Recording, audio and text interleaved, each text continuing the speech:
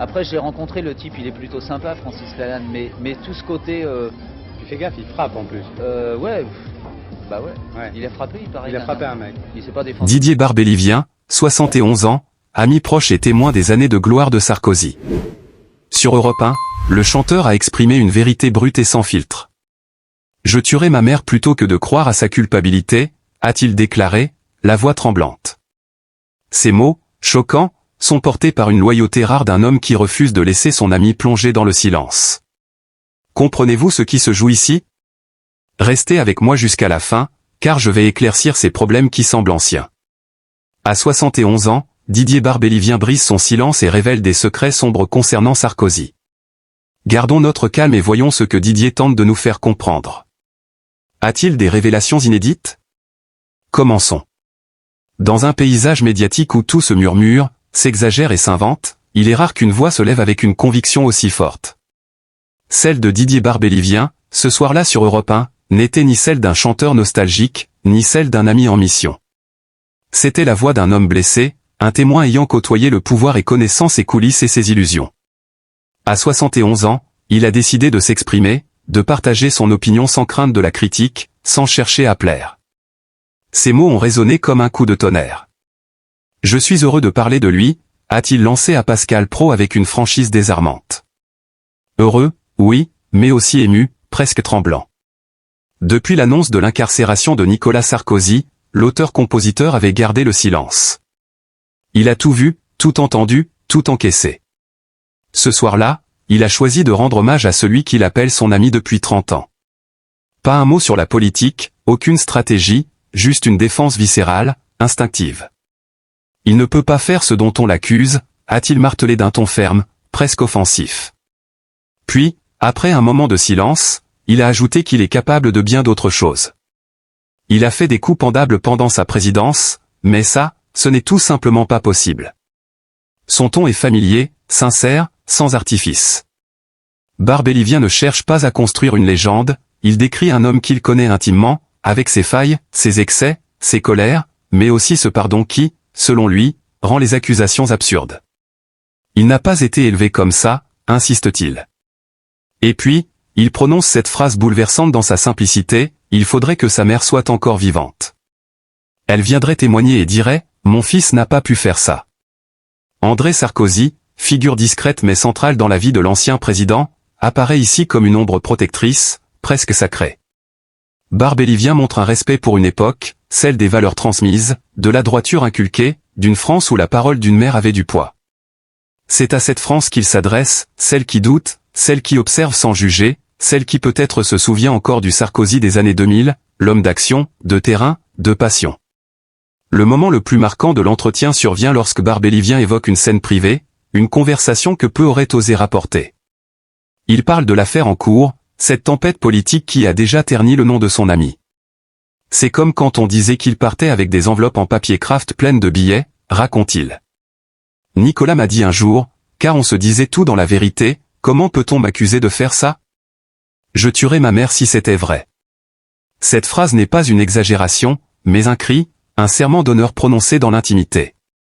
Barbelivien rapporte ces mots comme un souvenir gravé dans sa mémoire. Et c'est là que tout bascule.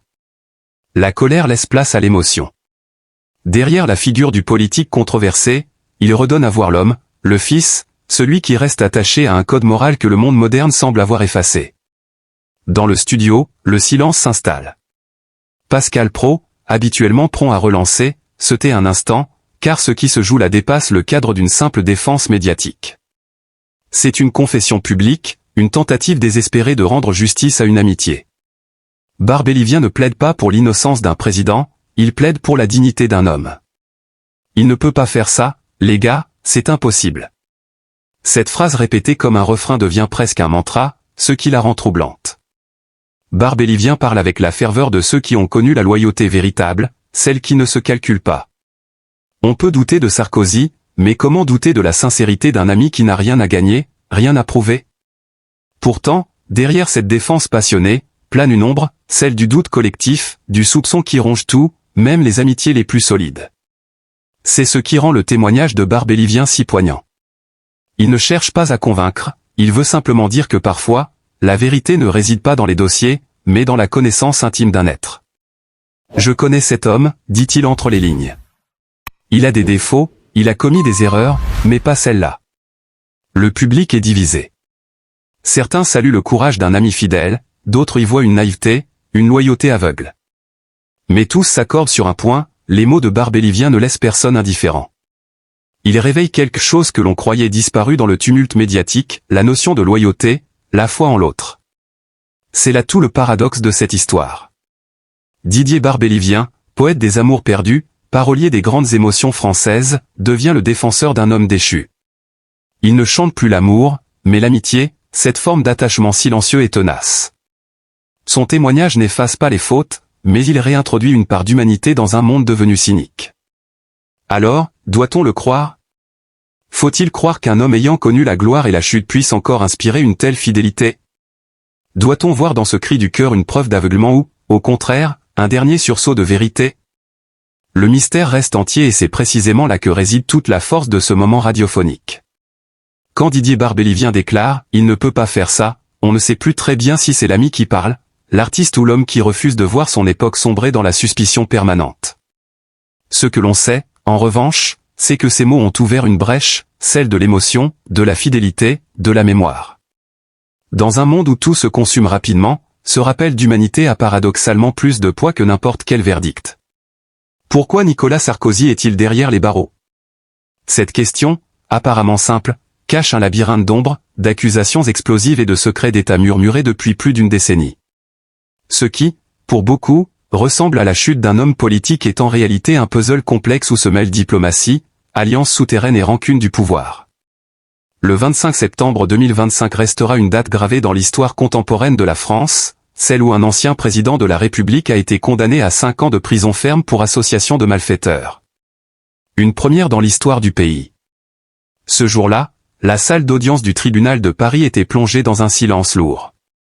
Sarkozy, en costume sombre, regard fixe, n'a pas bronché lorsque le verdict a été prononcé, 5 ans, dont 3 ans incompressibles, avec un mandat de dépôt à effet différé immédiatement exécutoire. Les juges ont évoqué un système organisé, un accord tacite entre un candidat et un dictateur, un pacte financier inavouable scellé dans les coulisses d'une campagne présidentielle devenue, avec le recul, l'une des plus controversées de la VE République. Les faits semblent limpides. Nicolas Sarkozy aurait reçu plusieurs millions d'euros du régime libyen de Mouammar Kadhafi pour financer sa campagne présidentielle de 2007. En échange, affirment les juges, il aurait œuvré à réhabiliter le dirigeant libyen sur la scène internationale, autrefois persona non grata. Ce soutien aurait pris la forme de rencontres diplomatiques, de contrats industriels, d'accords discrets et d'une indulgence calculée envers un régime que tout le monde savait corrompu et brutal. Mais derrière ce scénario presque hollywoodien se cache une vérité plus trouble. Nicolas Sarkozy a toujours nié en bloc. Je n'ai jamais trahi la France. Toutes les limites de l'état de droit ont été violées, avait-il déclaré dans une interview au journal du dimanche peu après sa condamnation. Sa voix, ferme mais fatiguée, portait une colère froide, celle d'un homme convaincu d'être la cible d'une vengeance politique. Pour lui, cette affaire n'est pas un procès de corruption, mais un règlement de compte.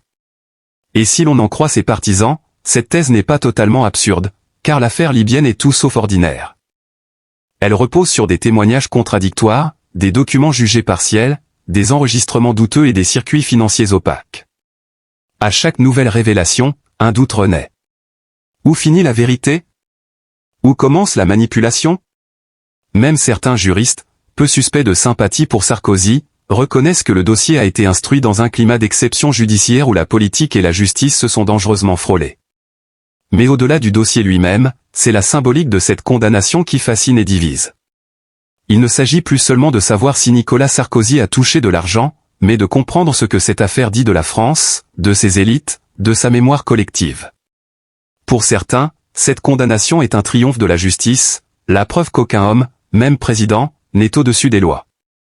Pour d'autres, c'est le signe d'une république qui dévore ses propres enfants, d'une institution judiciaire devenue un champ de bataille politique. Dans cette histoire, chaque acteur semble jouer un rôle écrit d'avance, les juges en quête d'exemplarité, les anciens proches devenus témoins à charge, les journalistes flairant le scandale d'État. Et au centre, Sarkozy, impassible, tel un gladiateur épuisé qui refuse de déposer les armes. Il répète sans cesse qu'il n'a pas peur de la vérité, et c'est peut-être cela qui est le plus fascinant. Même déchu, il continue d'incarner le combat, la résistance, la tension dramatique. Mais pourquoi cette affaire suscite-t-elle tant de passion? Parce qu'elle touche à l'un des tabous les plus brûlants de la politique française, l'argent et le pouvoir. L'idée qu'un président ait pu recevoir des fonds d'un dictateur étranger pour conquérir l'Élysée bouleverse les repères moraux de tout un pays. Si cela est vrai, ce serait une trahison inexcusable. Si cela est faux, c'est une tragédie nationale, celle d'un homme injustement brisé pour des raisons politiques. La vérité, pour l'instant, reste incertaine, suspendue entre les versions. Les soutiens de Sarkozy, comme Didier Barbelivien, continuent de clamer son innocence. Ses détracteurs, eux, y voient la confirmation d'une dérive morale et d'un système d'influence corrompu. Entre ces deux camps, l'opinion publique vacille, tiraillée entre fascination et dégoût. Mais ce qui frappe, au-delà des chiffres et des accusations, c'est la dimension humaine de cette affaire. L'ancien président, autrefois adulé, entouré, craint, se retrouve désormais seul face à ses souvenirs et à ses réflexions dans une cellule exiguë. L'homme d'action est devenu un homme d'attente. Le stratège politique, un prisonnier du temps. Et dans ce contraste brutal, il y a quelque chose d'éminemment tragique. Car au fond, cette affaire dépasse le cas Sarkozy. Elle questionne le pouvoir lui-même. Que arrive-t-il à ceux qui ont touché le sommet? Que reste-t-il d'un homme lorsqu'on lui retire tout? La fonction, le prestige, la liberté? Peut-on encore être jugé équitablement lorsqu'on a gouverné? Les réponses ne viendront peut-être jamais.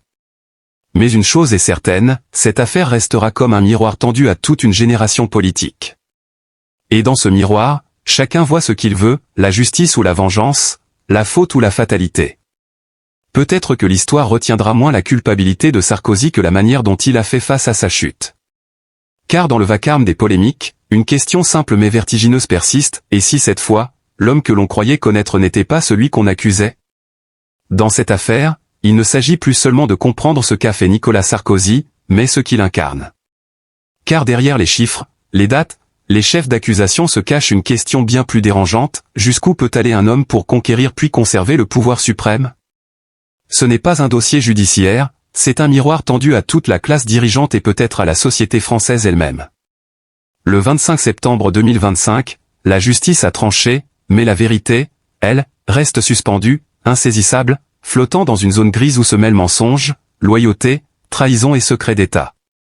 Sarkozy n'est plus un simple nom dans un jugement. Il est devenu le symbole d'une France fracturée entre fascination pour la puissance et dégoût du pouvoir. Sa cellule n'est plus une simple punition, mais le théâtre d'une métaphore, celle d'un homme enfermé non seulement par la justice, mais par sa propre histoire. Ce qui frappe, ce n'est pas la sévérité de la peine, mais le silence de ceux qui l'ont autrefois acclamé. Là où il y avait des flashs, des cortèges, des discours martiaux, il ne reste plus qu'un vide presque religieux. Sarkozy est redevenu un homme nu face à l'État qu'il a jadis incarné. Cette inversion du destin a quelque chose d'antique, de tragique. Le tribun s'est fait prisonnier. L'arbitre du pouvoir est devenu le sujet d'un verdict. Et dans cette chute, la France semble rejouer sa propre fable, celle du roi qui croyait contrôler le feu avant d'être consumé par lui. Mais derrière cette image, un mystère persiste. Pourquoi cet acharnement? Pourquoi lui et pas un autre? Dans les cafés, lors des dîners, la question revient, chuchotée, presque taboue. Certains y voient un signal, un avertissement adressé à ceux qui s'approchent trop près du soleil. D'autres parlent d'un cycle inévitable, celui de la République qui, pour se purger, doit toujours sacrifier un de ses fils. L'histoire française adore ses martyrs autant qu'elle déteste ses puissants. Ce qui rend cette affaire unique, c'est qu'elle dépasse la culpabilité. Elle touche à la mémoire d'un homme qui a façonné la politique moderne, imposé un rythme, un ton, un style, et qui, des années plus tard, en paie le prix. Sarkozy n'est pas seulement jugé pour ses actes, mais pour ce qu'il a représenté, la vitesse, l'énergie, l'excès. Il a gouverné comme un cyclone, brisé les codes, bousculé les institutions. Aujourd'hui, ce même mouvement semble se retourner contre lui, comme si la République reprenait son souffle en l'éloignant du monde. Dans les couloirs de la prison de la Santé, il n'y a plus ni micro, ni projecteur. Seulement le bruit régulier des pas, le claquement des portes et cette pensée obsédante, tout cela est-il juste? Sarkozy écrit, médite. Ses proches disent qu'il prépare un livre, un testament politique, peut-être spirituel, un texte où il voudrait raconter sa version de l'histoire sans intermédiaire. Certains y voient une tentative de rédemption, d'autres une ultime manœuvre. Mais qu'importe, l'homme qui a fait plier tant d'adversaires continue, même enfermé, à écrire son propre récit. Et c'est sans doute là que réside la part la plus troublante de cette histoire, même en prison, Sarkozy fascine. Son nom, qu'on le prononce avec haine ou admiration, suscite toujours une émotion brute. Il ne laisse personne indifférent. Il représente cette frontière floue entre grandeur et déchéance, héroïsme et transgression. En lui se condensent toutes les contradictions françaises, le goût du pouvoir et le besoin de le punir, la fidélité et la trahison, la morale et la stratégie. Peut-être que ce qui dérange le plus, ce n'est pas qu'il ait pu être coupable, mais qu'il ait été capable d'incarner à la fois le chef et le suspect, le protecteur et le prédateur, le président et le prisonnier. Cette ambiguïté hypnotise, cette ligne trouble entre la gloire et la faute. Sarkozy, plus qu'un homme, est devenu un mythe moderne, celui du pouvoir qui se paie toujours au prix fort. Alors, pourquoi est-il en prison? Parce qu'il a franchi une ligne? Parce qu'il dérange encore? Parce qu'il faut un visage à la faute collective? Nul ne le sait vraiment. Mais une chose est sûre, dans ce silence pesant qui entoure sa chute, il y a une place pour la compassion, pour l'humanité que nous avons oubliée. Et c'est là, précisément, que notre regard doit se tourner non pas vers la faute, réelle ou supposée, mais vers l'homme, vers Didier Barbelivien, ce témoin bouleversé, et vers Nicolas Sarkozy, cet homme accablé. Car au fond, derrière les jugements, derrière les débats et les certitudes, il reste ce lien fragile et essentiel qui relie les êtres, la loyauté, l'amitié, la mémoire partagée. Barbelivien, en prononçant ces mots tremblants, « Je tuerai ma mère plutôt que de croire à sa culpabilité », ne cherche pas le scandale. Il exprime la douleur de voir un ami broyé par une machine implacable. Il parle avec son cœur, non avec un programme. Et c'est pour cela qu'il faut écouter sa voix, non comme celle d'un défenseur aveugle, mais comme celle d'un homme qui nous rappelle que la compassion n'est pas un signe de faiblesse, mais un acte de courage. Dans un monde où tout se juge à la vitesse d'un clic, où l'on condamne avant de comprendre, où la rumeur vaut preuve, il faut des hommes comme lui pour rappeler que l'amitié ne se négocie pas, qu'elle survit aux tempêtes et aux chutes. Il faut des voix capables de dire « J'ai connu cet homme, je crois encore en lui », même lorsque le monde entier détourne le regard. C'est dans ces moments de solitude absolue que se mesure la vraie fidélité. Nous vivons une époque dure, saturée d'ironie et de soupçons. L'émotion sincère nous embarrasse, la loyauté nous semble naïve, la pitié nous fait peur. Et pourtant, c'est ce dont nous avons le plus besoin.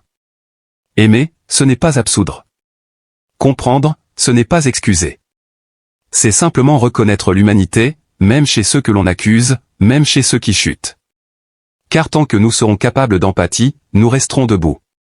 Didier Barbelivien, par sa parole, nous invite à cette réconciliation intérieure, celle qui consiste à regarder l'autre non comme un coupable ou un héros, mais comme un être humain. Il nous dit que la vérité ne réside pas toujours dans les jugements, mais parfois dans les silences, dans les gestes, dans la fidélité des cœurs simples.